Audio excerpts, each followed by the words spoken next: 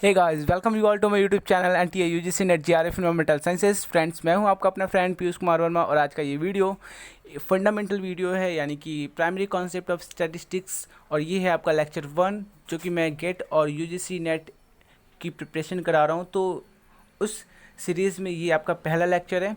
So friends, इसमें हम लोग बात करेंगे क्योंकि आने वाले कुछ वीडियोज़ में हम लोग जो स्टैटिस्टिक्स का पोर्शन है, यानी कि इन्वायरमेंटल स्टैट्स, उसका हम लोग पोर्शन यहाँ पे कवर करेंगे। और आपके गेट के सिलेबस में जो है मैथमेटिकल कॉन्सेप्ट, सो सबसे पहला जो आपका सेक्शन है, उस सेक्शन को हम लोग भी इस वीडियो में, यानी कि आने वाले जो वीडियोस होंगे, कवर करेंगे। तो फ्रेंड्स, चलिए इस वीडियो को हम स्टार्ट करते हैं। ये है आपका इनिशियल वीडियो जो आप सभी के लिए, उन सभी के लिए जो लोग स्टैट्स नहीं जानते या फिर वो फेमिलियर नहीं है सब्जेक्ट से। So this video will be helpful for all the aspirants who are belonging to various discipline. So friends, चलिए इस वीडियो को हम स्टार्ट करते हैं। वीडियो को आप अंत तक देखिएगा क्योंकि ये वीडियो बहुत ही ज़्यादा इन्फॉर्मेटिव होने वाला है एज ऑलवेज। सो फ्रेंड्स, चलिए देखते हैं। सबसे पहले जब हम बात करते हैं स्टैटिस्टिक्स की फ्रेंड्स, तो उसमें आता है what do you mean by data. तो यहाँ पर सबसे बड़ी बात होती है ना कि आप अगर कोई भी स्टडी कर रहे हो या कोई भी आप अगर रिसर्च करते हो, तो रिसर्च में जो क्वेश्चन होते हैं, यानी प्रॉब्लम्स होती हैं, उनको उसका सॉल्यूशन सर्च करने के लिए हमें क्या करना पड़ता है। तो वहाँ पर सबसे पहला जो माइंड में आता है वो है आपका कि डेटा, यानी कि आपको डेटा कहाँ से मिलेगा। तो यहाँ पर what do you mean by data. So data is nothing, ये क्या होता है, it is a collection of observation expressed in numerical figures. समझ रहे हो। तो आपका जो ऑब्जर्वेशन है उसका कलेक्शन होता है जिसको हम न्यूमेरिकल फिगर में एक्सप्रेस करते हैं, यानी कि नंबर्स के द्वारा दिखाते हैं। और यहाँ पे जो कलेक्शन होता है इसको हम लोग कह सकते हैं कि इसको दो तरीके से किया जा सकता है। पहला तो है आपका कंप्लीट इन्यूमरेशन और दूसरा होता है सिंपल सर्वे मेथड।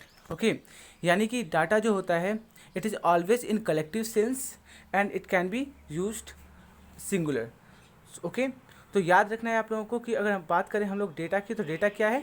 तो डेटा आपके कह सकते हैं ऑब्जर्वेशन का कलेक्शन होता है जिसको हम न्यूमेरिकल फिगर में रिप्रेजेंट कर सकते हैं, एक्सप्रेस कर सकते हैं। और साथ ही साथ डेटा जो होता है उसको हम जो आपके मुख्य तरीके हैं वो है आपका कंप्लीट इन्यूमरेशन और दूसरा है आपका सिंपल सर्वे मेथड। तो इसके थ्रू हम डेटा को कह सकते हैं कि कलेक्ट करते हैं।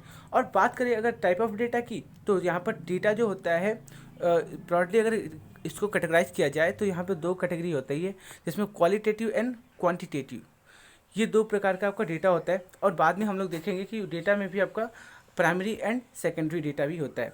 तो फ्रेंड्स, अगर मैं बात करूँ आपसे कि यहाँ क्वालिटेटिव डेटा क्या है ना। तो क्वालिटेटिव डेटा जो होता है इसमें यहाँ पे देखो there is no numerical relation with one another, यानी कि जो आपके ऑब्जर्वेशंस होते हैं उन ऑब्जर्वेशन में कोई न्यूमेरिकल रिलेशन नहीं होता, मतलब हम नंबर के थ्रू नहीं बताते, यहाँ पे एक्सप्रेस नहीं करते।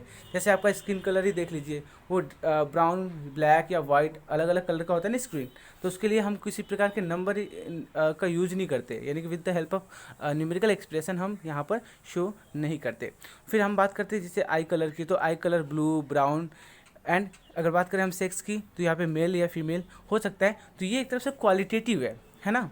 लेकिन अगर क्वांटिटेटिव, यानी जो सेकंड टाइप का आपका डेटा है वो क्वांटिटेटिव डेटा, वो क्या होता है। तो इस प्रकार के डेटा में जो होता है यहाँ पर न्यूमेरिकल रिलेशनशिप होती है विद वन अनदर। ओके, तो आपके ऑब्जर्वेशंस में न्यूमेरिकल रिलेशनशिप आप देख सकते हो। सो ये आपके कंटिन्यूस भी हो सकते हैं और या फिर आपका क्वांटिटेटिव डेटा डिस्क्रीट भी हो सकता है। अब यहाँ पे बात आती है कि डिस्क्रीट का मतलब क्या है। जैसे अगर मैं एग्जांपल की बात करूँ तो डिस्क्रीट में देखिए जैसे नंबर ऑफ़ बुक्स या नंबर ऑफ़ स्टूडेंट, ये क्या है कि काउंटेबल टाइप की है ना। और एक होता है आपका कि कंटिन्यूस डेटा, तो जिसमें आपका height and weight of person.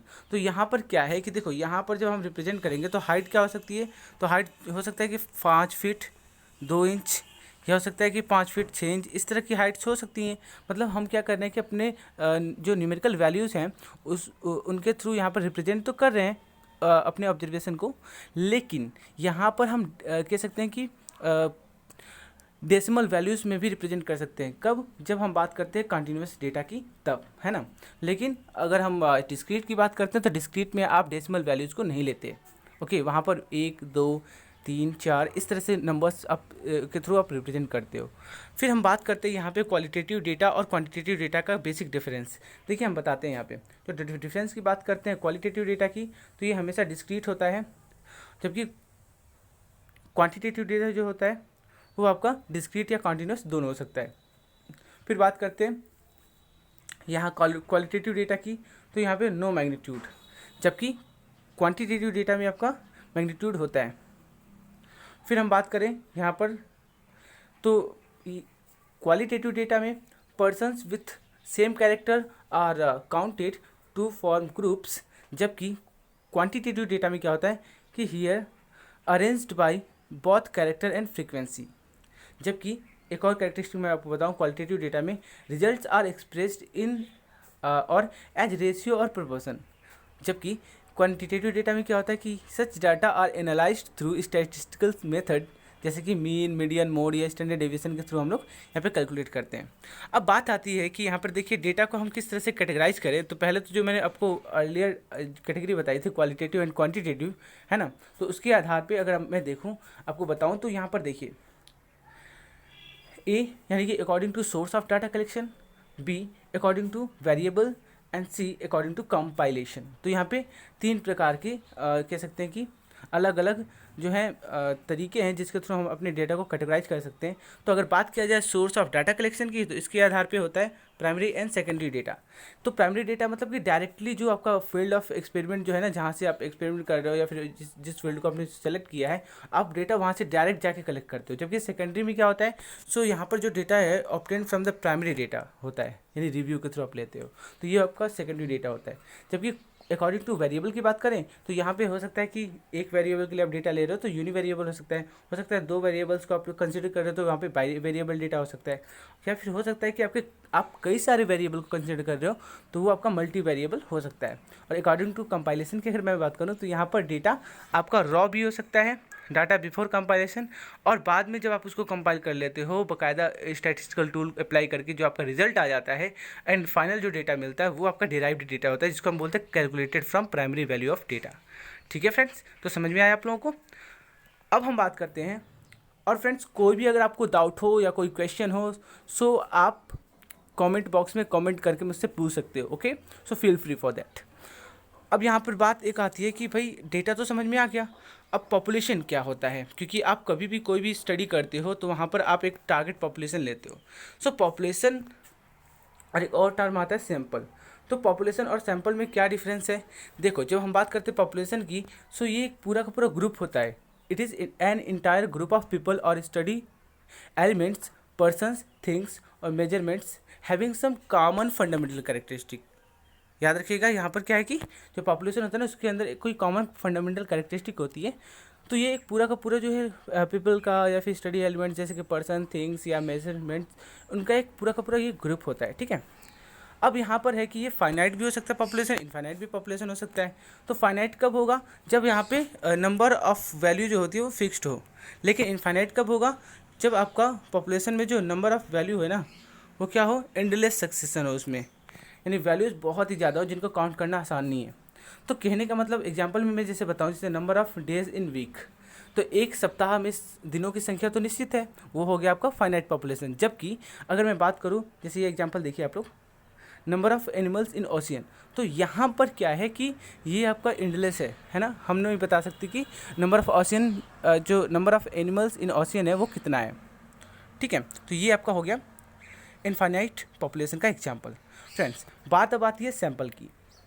तो सैंपल क्या है, तो सैंपल जो होता है it is relatively small group of selected number of individuals और object which has been drawn from a particular population. यानी कि ये एक छोटा सा आपका स्मॉल ग्रुप होता है सिलेक्टेड नंबर ऑफ इंडिविजुअल का या ऑब्जेक्ट्स का, जो कि पॉपुलेशन से आपने लिया है ना, क्या करने के लिए, तो उस पॉपुलेशन की कैरेक्टरिस्टिक को स्टडी करने के लिए। ओके, तो जिसका यूज़ करते हैं हम लोग to throw light on population characteristic. समझ रहे हैं आप लोग। उसके बाद है आपका सैम्पलिंग। तो सैम्पलिंग क्या होती है, तो एक ऐसी टेक्निक जिसके थ्रू हम लोग क्या करते हैं, इन्फॉर्मेशन ऑब्टेन करते हैं यानी प्राप्त करते हैं, किसके लिए, तो about the whole group of examining part of the whole.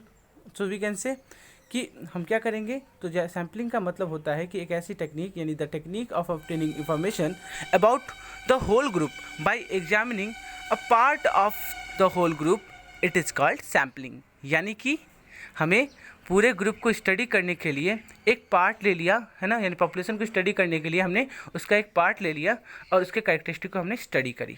तो ये जो तरीका होता है ना, वो कहलाता है हमारा सैम्पलिंग। उसके बाद है आपका टाइप ऑफ सैम्पलिंग।